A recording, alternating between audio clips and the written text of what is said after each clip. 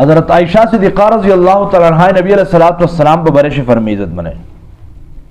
كان النبي صلی الله علیه وسلم يعتكف العشر الاواخر من شهر رمضان چې نبی علیہ الصلوۃ والسلام و د رمضان د اخیری عشر اعتکاف کو عزت منه د میاشت رمضان د اخیری عشر اعتکاف شو نبی علیہ الصلوۃ والسلام شنست حتی توفاه الله تر ایک وقت پر چې الله رب العزت دای پل زون پلاو بیل الله رب العزت دنیوی مرگ پر وست ثم اعتكف ازواجه من بعد وغنا بعد و ازواج مطهرات دا سنت جم دای کو اعتکاف کو نبی علیہ الصلوۃ والسلام عزت منه چې کله نه هجرت کړو مدینه طرف ته نبی علیہ الصلوۃ والسلام ہر کول بندے اعتکاف کړه د اخیری عشره وہ آخری کول بندے چې نبی علیہ الصلوۃ والسلام به دینه بعد دنیا نه تلک کو شلو رز اعتکاف تنوستا بے محدثین دے دوه وجوهات لکی وا دا وجہ چې تیر کول نبی علیہ الصلوۃ والسلام د رمضان اخیری عشره شه په سفر بندو بے بدخ کول بندے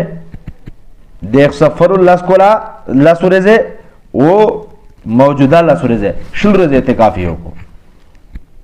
او باز لیکی جنا دا شل رز اعتکاف نبی علیہ الصلوۃ والسلام په دیو جبندے کړهو چې امت ته شل چې دا سمرا اهم شایدا چې دمو امت یا په دغه طریقې باندې عمل وکړي او په یو موقع باندې نبی علیہ الصلوۃ والسلام د شل رز اعتکاف کړهو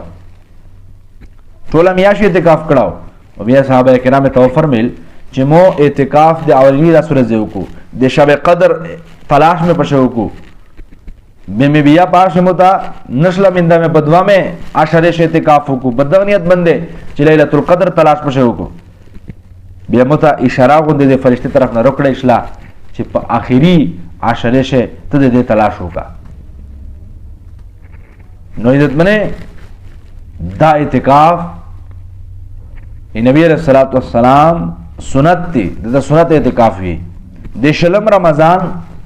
دے آفتاب غروب دے مرستر کی ڈبوری نبات شریک گیجی وہ ترسے پر جی دے عید اعلان نہیں شوا دے مرس دا اعتکاف تھا چی عید اعلان ہوشی بس دا اعتکاف ختم شو ایدے دے زیوت فضیلت تھی عزت منے